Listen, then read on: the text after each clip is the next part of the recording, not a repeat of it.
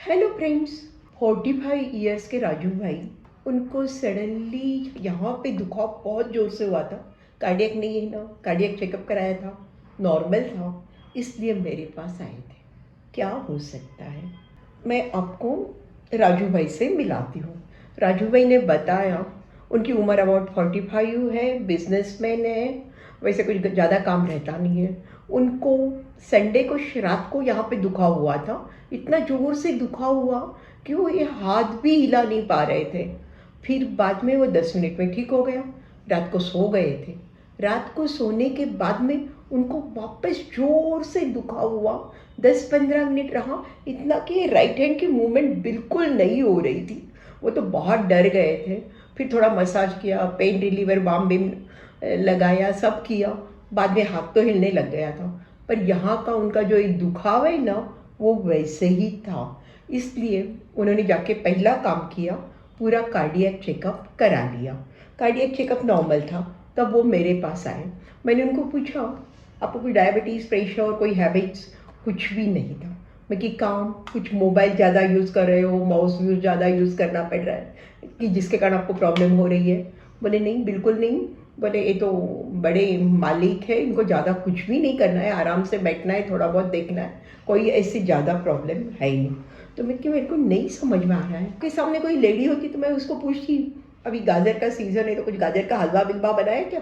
Actually ladies में काफ़ी बार हो जाता है, ऐसे हाथ हिलता रहता है, हलवा बनाते हैं तो वो हाथ में प्रॉब्लम हो जाती है, क्योंकि आदत नहीं हो और आप ऐसे काम करो तो प्रॉब्लम हो जाती है। तो बोले मैंने हलवा तो नहीं बनाया, पर मैंने आपको बताता हूँ, हमारे समाज की अभी टूर्नामेंट चलती है, हरदम दिसंबर जनवरी के बीच में चलती है, 15 दिन तक, 20 दिन तक चलती रहती है। पहले संडे संडे चलती है, और अभी ये जो परसों का संडे था, उस दिन पूरा दिन टूर्नामेंट थी।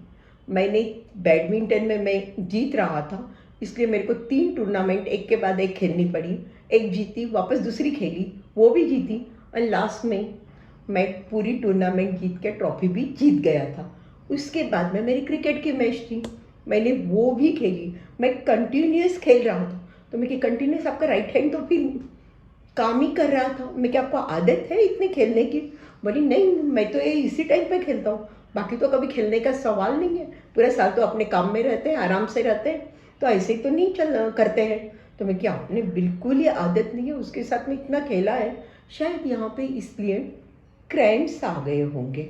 वो बोले सही है आपकी बात, क्योंकि मैंने खेला था तब तक कुछ नहीं हुआ।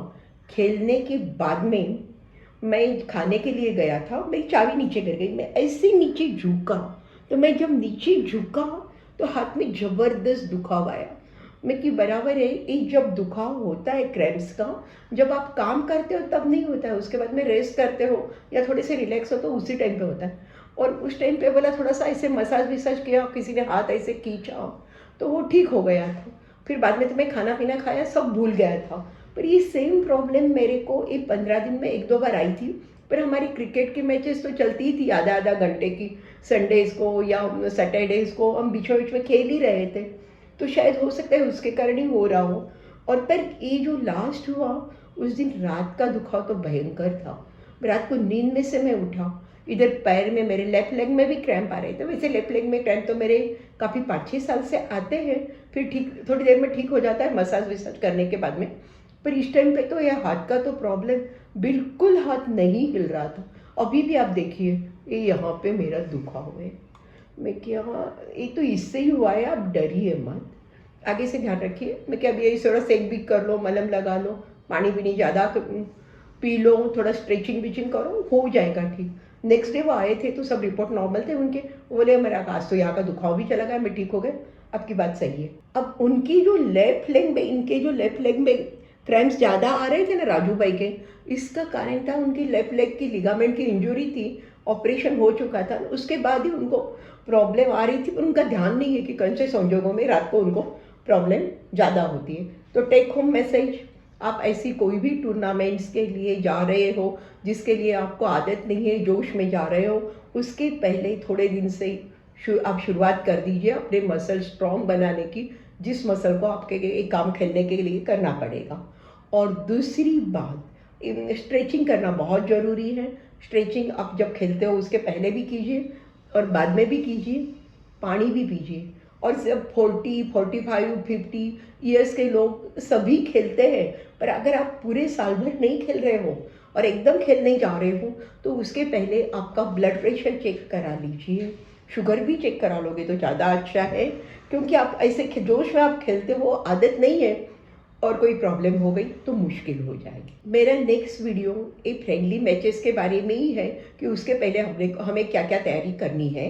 और मेरा ऐसे तो क्रैम्प्स के ऊपर वीडियो यूट्यूब पे है, वो भी आप देख सकते हो। उसमें मैंने डिटेल्स में क्रैम्प्स के बारे में समझाया है। क्रैम्प्स कहीं पे ही आ सकती है, पैरों में भी आ सकती है, यहाँ पे भी आ सकती है, यहाँ पे भी आ सकती है, पेट पे भी आ सकती है। जो भी मसल को आपने कोई एबनॉर्मल पोस्चर में रखा है या उस पर ज़्यादा जोर आ गया है, उसमें क्रैम्प्स आ जाती है। उसके सिवाय बाकी सब कारण डिटेल में बताए हुए हैं। नेक्स्ट वीडियो प्लीज़ सब आप मैचेस खेलने के पहले देखिए।